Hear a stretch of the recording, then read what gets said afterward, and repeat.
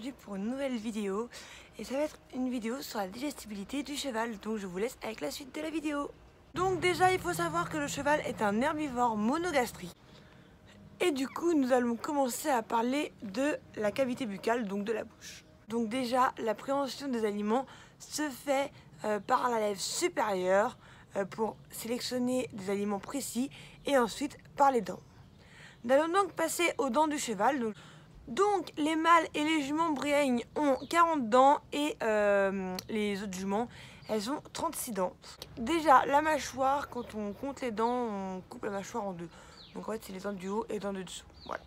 Donc déjà ils ont 3 incisives en haut et 3 incisives en bas. Ils ont une canine en haut une canine ou un crochet en haut et une canine ou un crochet en bas. Chez les mâles ou les juments briègnes, les autres juments elles ont rien du tout à cet endroit là. Il y a 3 prémolaires en haut et 3 prémolaires en bas. Et ensuite, il y a 3 molaires en haut et 3 molaires en bas. Entre la prémolaire et la canine, on peut trouver des dents de loup ou des dents de cochon. Voilà, souvent, c'est les dents qu'on retire parce qu'elles gênent. Voilà. Donc les dents servent aussi à broyer les aliments pour constituer le bol alimentaire. Et du coup, les dents du cheval, elles poussent tout le temps, donc elles ont une croissance continue.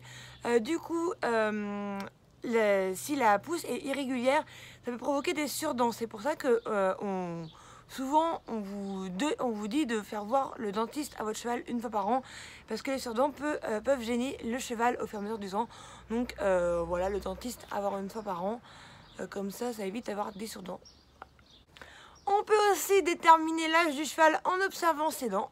Et maintenant, nous allons parler de la salive. Donc déjà, elle sécrète une très grande quantité de salive un cheval sécrète beaucoup de litres de salive par jour, vu qu'il sécrète 40 litres de salive par jour. Et du coup, la quantité de salive qu'ils font par jour, ça dépend du type d'aliment que mange le cheval. Et la salive va aider à la déglutition des aliments. Maintenant, nous allons passer à l'estomac. Les aliments passent par le spharynx avant d'arriver dans l'œsophage. Et le spharynx, il est situé entre les voies respiratoires et l'œsophage. Le spharynx, qui lui est situé au carrefour des voies respiratoires et digestives. L'œsophage, lui, c'est un conduit qui amène les aliments jusqu'à l'estomac et il a un petit diamètre d'environ 5 cm. C'est pour cela que c'est de là d'où vient le sujet des coliques d'obstruction. Donc voilà pour l'œsophage. Nous allons donc passer, après l'œsophage, à l'estomac. Donc déjà, il s'ouvre par le cardia qui laisse passer les aliments que dans un sens. C'est le clapet qu'on vous parle quand on vous dit que le cheval ne peut pas vomir. En fait, si vous voulez, là il y a les aliments, ils rentrent et en fait ils peuvent rentrer que par là. Ils peuvent pas, là c'est bloqué. Voilà, bref. L'estomac du cheval est petit vu qu'il a une contenance d'environ 15 litres. C'est pour cela que quand on nourrit les chevaux, il faut faire attention à combien on leur donne et quand il faut bien espacer les repas parce que sinon en fait un repas va être inutile en fait s'il n'a pas eu le temps de digérer. Voilà. Et il contient des sucs gastriques. Qui sont donc composés de l'acide chlorhydrique. Il a aussi l'enzyme qui s'appelle la pepsine et qui sert à découper les protéines polypeptides. Et du mucus qui protège la paroi de l'estomac de l'acidité. C'est donc au début de l'estomac que la digestion enzymatique débute. Comme je vous le disais tout à l'heure, l'estomac est de petite taille, donc on va privilégier de mettre le foin avant le granulé et de donner des petites rations de granulés bien espacées pour que le cheval ait bien le temps de tout assimiler dans son corps. Et du coup, l'orifice de sortie de l'estomac, c'est le pylône. Et maintenant, nous allons donc passer à l'intestin grêle. L'intestin grêle est composé de 3 parties, le duodénum, le jugéum et l'iléon. Je ne sais pas si c'est bien prononcé, je n'arrive pas bien à les prononcer, mais vous avez compris. Sa paroi est constituée de villosité, donc qui est plissée pour augmenter la surface d'absorption des nutriments. Au niveau du duodénum, il y a plusieurs choses qui se sécrètent. Là, nous avons la bile, donc qui est sécrétée par le foie et qui a 2 rôles. Elle neutralise le pH et elle facilite la digestion des lipides en émulsionnant la graisse. Ensuite, nous avons les sucs pancréatiques, qui eux sont donc sécrétés par le pancréas.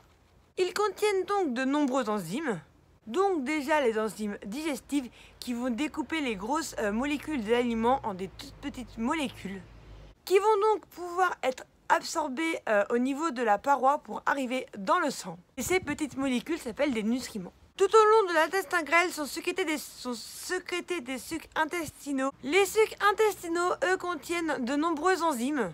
L'intestin grêle est donc le lieu principal pour la digestion enzymatique qui va donc découper les aliments en nutriments. Et maintenant, nous allons passer au gros intestin. Il est constitué de 3 parties. Le cacéum, le côlon et le rectum. Au niveau du cacéum et du côlon se déroule la digestion microbienne grâce à des microbes. Les microbes transforment donc l'amidon et la cellulose en AGV qui vont donc traverser la paroi intestinale pour aller jusqu'à dans le sang. Ils font donc respecter les changements de rationnement du cheval pour que les microbes puissent s'adapter. Donc quand on change la ration d'un cheval, il faut y aller petite dose par petite dose. Pour conclure sur la digestion. Donc déjà nous avons la digestion mécanique, donc ça c'est tout au début, le broyage des aliments, etc. Ensuite nous avons la digestion enzymatique faite avec des enzymes, donc qui débute donc à l'estomac et qui se termine à l'intestin grêle, et qui va jusqu'à l'intestin grêle. Et ensuite nous avons la digestion microbienne, qui elle, c'est grâce aux microbes comme je vous l'ai dit juste avant, et qui elle a lieu dans le gros intestin. Donc voilà, j'espère que cette vidéo vous aura plu. N'hésitez pas à me dire en commentaire les sujets qui vous intéresseraient. Moi je vous fais des gros bisous et je vous dis à la prochaine. Bye!